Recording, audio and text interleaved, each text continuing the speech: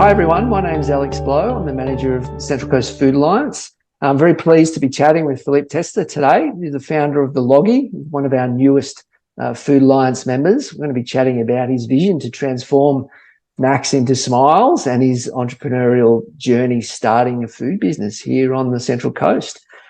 Before we get into it, I'd like to acknowledge that we're hosting this session on Darkinjung country. Acknowledge elders past, present and their emerging leaders. Acknowledge the rich cultural history here on the Central Coast with over 3,000 registered Aboriginal sites, and also acknowledge the value that Aboriginal culture plays in today's society.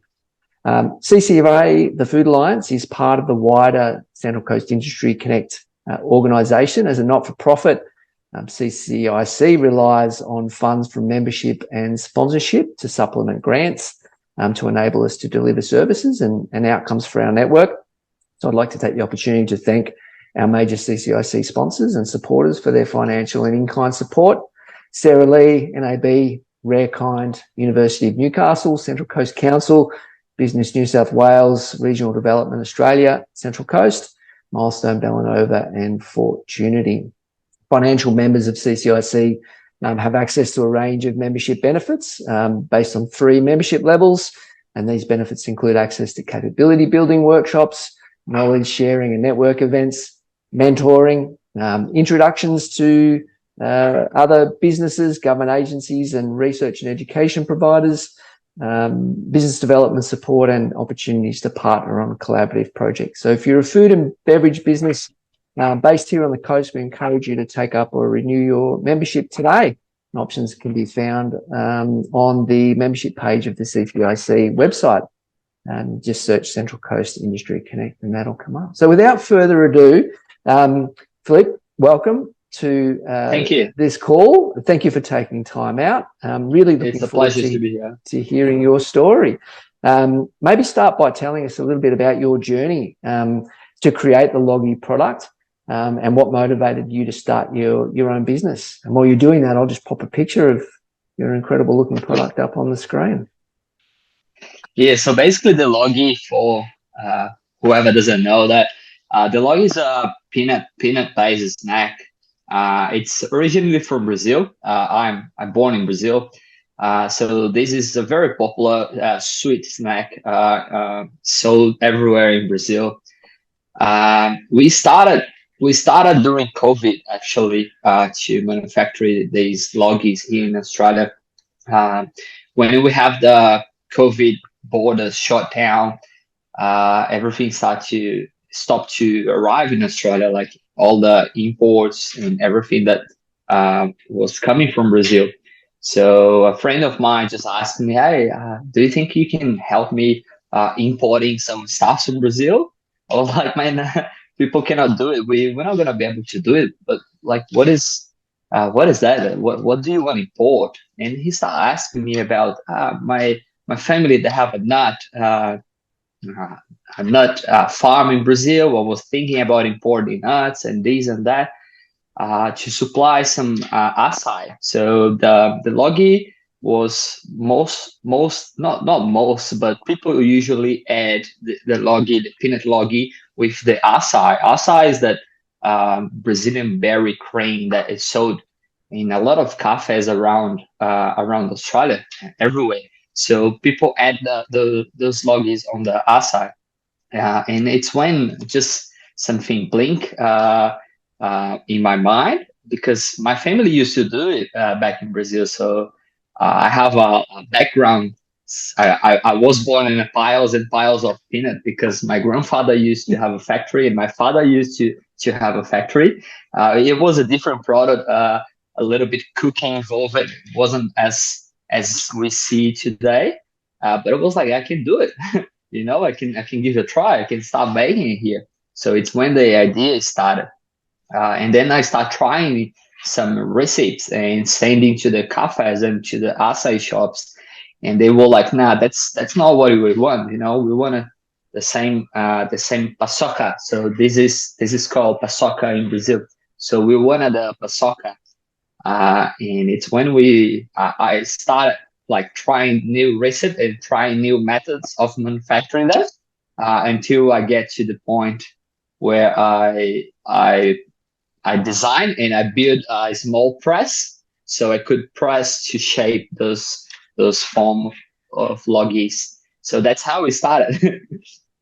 uh, That's a fantastic origin story, and it's lovely to you get a real sense of your passion for the product. I guess being immersed in peanuts and similar products as a child gives you a real deep connection and a deep understanding, I guess, of the benefits of this kind of product. yeah. That's great. What are you setting out to achieve? What do you hope to? What's your aspiration for the Loggy and for your business? I always joke about when I see the loggy being served on the top of takeaway coffee, my dream will be fulfilled. So that means the loggy will be sold everywhere in Australia, because when you buy a coffee and have a loggy on top of it, so that means we're done. We got there. But the future plans for the loggy is to establish a strong warehouse facility here in Central Coast, and be able to travel from one one simple healthy snack to onshoring the production of different products. So that's what we're doing with the loggy. So we establishing production from an imported product in the Central Coast. So we are seeking for innovation and delivering the healthiest and unique food to the Australian community. And you're entering into a pretty competitive space, the healthy snacking space. What makes the Loggy unique? What helps it to stand out, do you think, in a fairly competitive marketplace, in a fairly competitive category? Yeah, that's a good question. We start to find more and more healthy snacks and healthy food in the market. So I'm happy to see the market going through this way. That means we are having more healthy food. Think about getting any raw, like the difference between the loggy and any other different snack. Uh, get any raw nut or any raw, like uh, anything that you can turn into powder, like cinnamon or spices or anything, right? Get everything together and crunch it and just press to shape, all right? And you're gonna have that loggy things. So the main difference between us and the different healthy snack bar factory, we don't have any cooking involved. We don't add any kind of acid, gluten, or any ingredient that you need to add in the recipe, just to have that form, that shape, that final product being good enough to go to the market, being packed and going to the market. So the system we have to manufacture the loggy, it's basically getting anything, any raw nut or any different kind of powder like cinnamon, or you can add anything.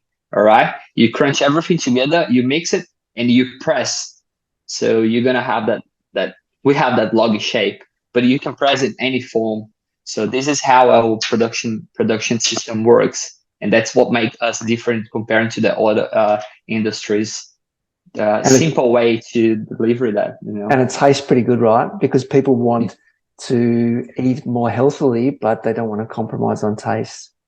Yes, of course. That's the challenge we face, uh, because you can go and you can buy salad, you can get any raw thing, uh, but the challenge is to make something as good as the industrialized product you find full of sugar that people love. So that's where we are traveling between getting very good and tasty health food, you know, and delivering that in a very good way to the market. And it's all handmade at the moment. You're making it on site at your own location here on the coast. We're not doing handmade anymore, but that's how we started. We have imported a machine, a high production machine now, to press and shape the log to the log shape. So most of the work it's handmade, and then just the pressing it goes through a very simple machine that press to shape is very strong. And where are you selling the market at the moment? Where are you selling the product at the moment? You've got Yeah. your own website, obviously. Yes, we do. We do have our own website. So some of our sales come through the website. We still because as I mentioned before, this is a Brazilian snack. So the Brazilian community know what is that. So we are still using the Brazilian community to grow the sales, and we didn't move yet. We didn't expand. Our next step is move for a bigger warehouse facility where we will be able to increase the sales. So our main customers now are related to the Brazilian community, but half of our website sales come from non-Brazilian public. So people that taste it love it. And when I just had that blink in my mind, about wow, that's the product. I found it. It's when I go to the supermarket and I see a lot of peanut butter options there. You can see a lot. You can see a lot of different companies and different types of peanut butter. So that means there is a market for peanut butter. And our product, it's a little bit similar to the peanut butter, but it doesn't get to the point to be a butter, to be a paste, but it's a snack. But when you eat it, it seems like a crunchy peanut butter thing. Um, so we are walking now closer to establish a new factory, and we're gonna be able to grow. And we have potential customers all over Australia already.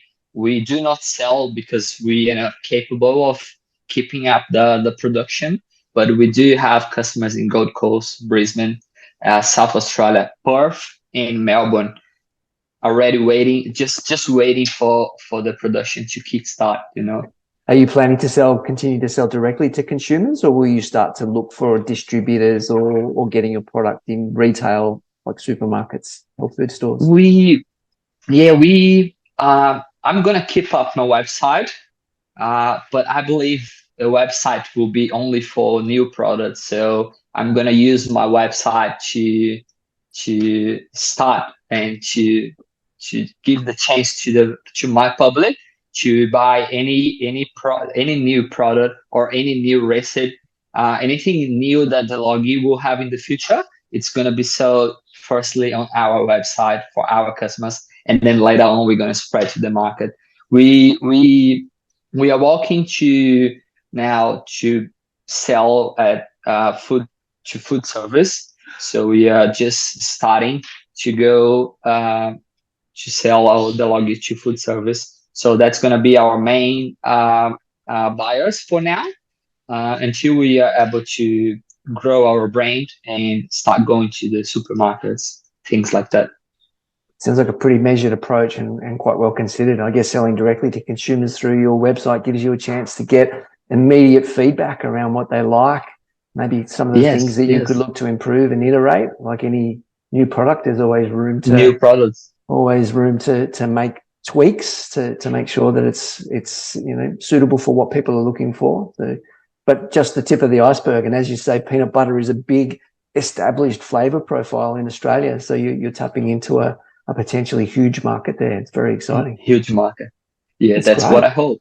How do you find being a solo founder? Starting any business, let alone a food business, demands a lot of time and energy because you've got to be across all of the aspects of your business, from production to sales to marketing, amongst other things. How do you manage that and maintain a healthy work-life balance?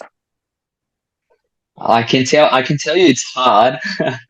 And in my case, I don't know if you use that sentence, but I did stretch the rope a lot, right? Until my body says, hey, mate, it's time to stop and take care a little bit more of yourself.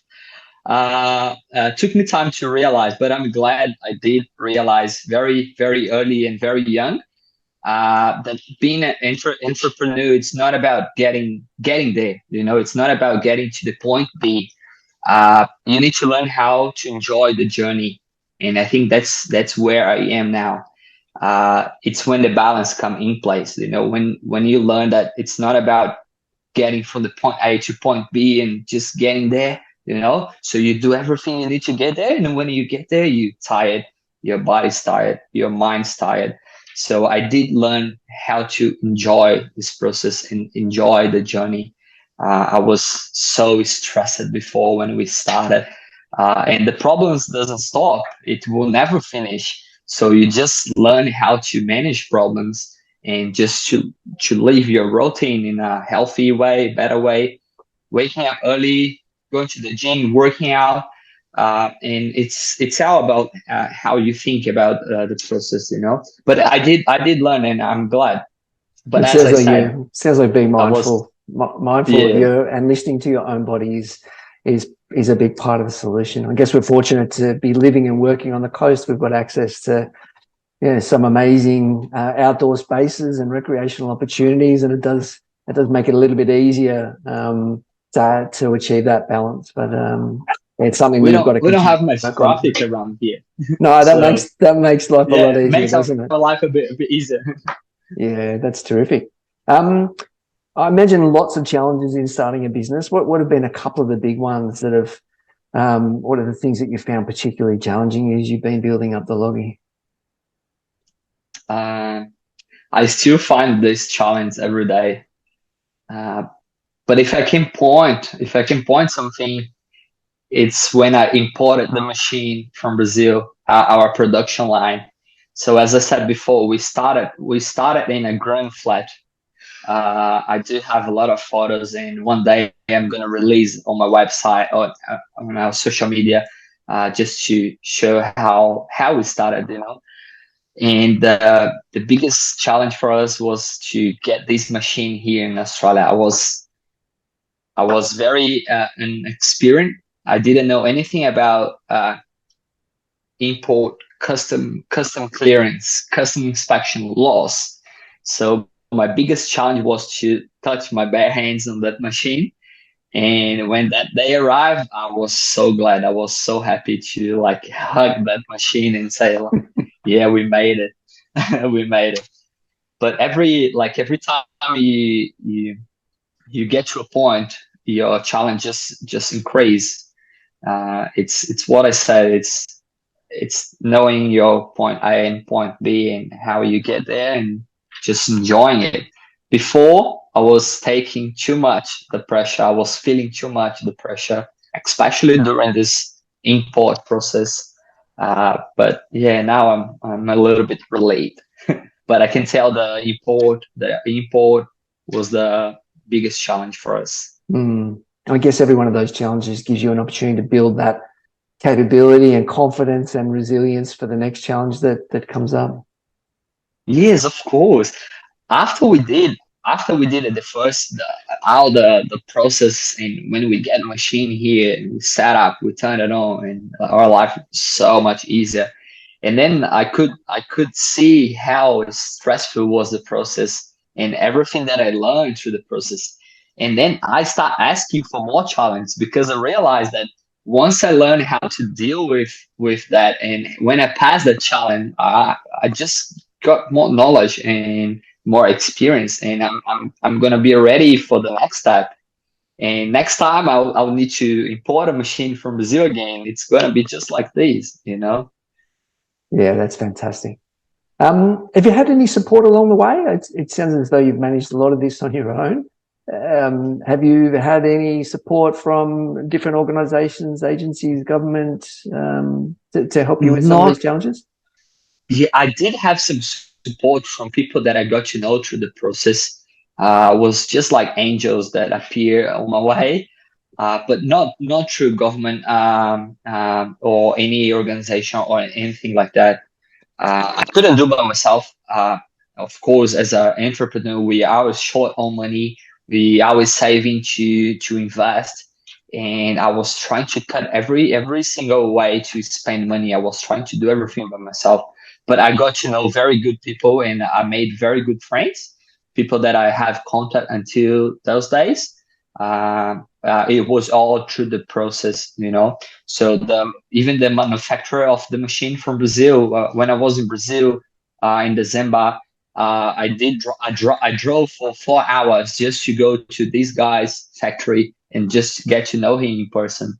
And we spent all day together, and it was amazing. And I met him during the process. you know. Yeah, it's fantastic. I think people like you with lots of entrepreneurial energy and great ideas are like magnets. I think they attract people to them, and people with ideas similar, maybe similar experiences, or people that can bring a different skill set or capability, but are equally passionate about developing new ideas. So it's nice to know that you're not entirely on your own, and hopefully opportunities like this for you to share your story will encourage more people to engage with you and interact with you and support you on your journey. You do Definitely. have an incredibly comprehensive network here on the coast, food and beverage ecosystem, manufacturers, government, educators, skills and training providers. There's a lot of experience and capability here in the region that's, I guess, has been part of CCFA and our network that gives you access to, and hopefully a little bit more support to help you fast track some of the opportunities that you're working on and shortcut some of the missteps, and hopefully make things a little bit more efficient for you. I'm so glad. I'm so glad we ended up building our factory here in the Central Coast, because our plan was go to Queensland, and just because of my wife's university, we choose the Central Coast for being close to Sydney and being close to her uni. And I'm so glad we ended up being here because we found you guys, and everything everything that as you said. I'm gonna answer a few next questions, and I think I'm gonna get to this point. But it's so important to have experienced people and people that have been through this process around. You know, so Yeah, important. definitely.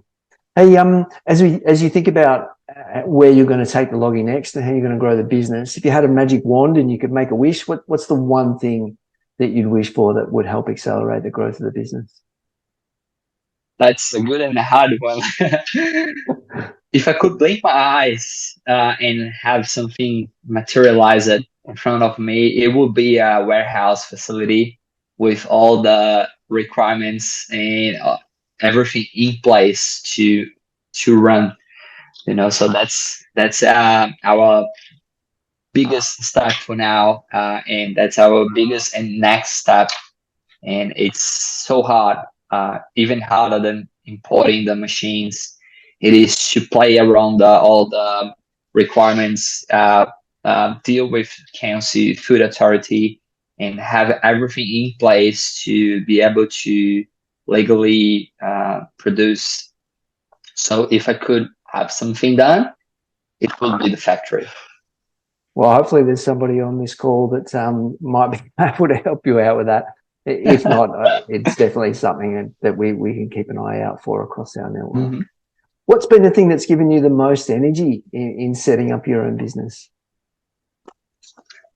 I always wanted to be an entrepreneur. I think I do have the profile. Was always hard for me to work for people because I always wanted to do the best, and some people just wanted to do the work. You know, so the best for me of the Logi project is the think about my background and the family and the generations. Um, I did start. So my grandfather was actually the first one to have a factory in place back in Brazil. My father took over the family factory, and suddenly he just stopped and he went to work for a big manufacturing company like car part factory, just to have a more stable work to take care of the family, you know. And then I followed his path. I went through engineering studies, mechanical technician studies, and then I went to production engineering work, and then I realized that that's what I like, you know. And then I did all this cycle that my dad did, so I followed his path, and I ended up doing what he stopped doing years and years ago, you know. So that what makes me happy. Sounds like you're continuing a legacy that's been developed over a number of generations. Yes. That's an easy thing to be passionate about, I imagine. And it's a very good storytelling because it's hard, you know. It's not something that everyone can just come up with a product and say, wow, I do have the best product in the market. But not everyone does have that history and that background, you know. Yeah, having an authentic story, I think, is I mean, not only obviously engaging and motivating for you and the reason to get out of bed every morning, but certainly something that consumers are increasingly interested in, learning about the origins of their food, its history, and having a compelling story like yours certainly makes the brand more interesting for consumers and perhaps more relevant as well. It makes us be closer to the people, you know. So when customer is buying something, probably, I don't know if we are showing that in a good way, but we have to that we are just people, you know, like any other. Yeah, of course. So we've talked about your hunt for a warehouse space and your vision to expand distribution beyond your website into other states and into retail channels. What else is next? And maybe from a production point of view, what are your plans, expansion plans? Yeah, great. So we are now opening the food service operation that will probably take us Australian wide in one go. So the next step for the Logi is definitely move to a new warehouse facility, a new factory facility, and be able to buy and have more machineries to be able to pack our product in a different way and make sure we are able to ship the Logi to everywhere. It's very how can I explain? The Logi is very sensible. It breaks so easy, what makes hard for delivery and for transport.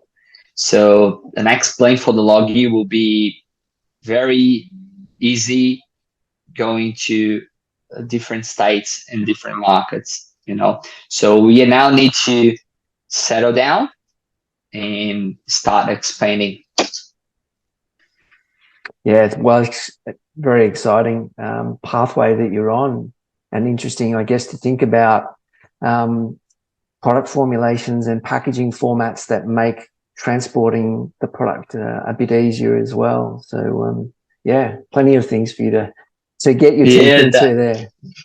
Dealing with a peanut product, the peanuts, it comes with a lot of oil, so you cannot use it any packing. So you need to find the proper packing that won't absorb the oil. The same way we are trying to get rid of plastic. So we are kind of traveling between, we don't want to use plastic, but we have to use plastic. What is in between that, you know? It's a live challenge for a lot of food manufacturers is maintaining the integrity of their product, but making sure the packaging is having the least amount of impact on our environment. I suppose that's, again, increasingly motivating for consumers and driving their decisions around the kinds of products that they buy as to how sustainable they are. It makes a huge difference.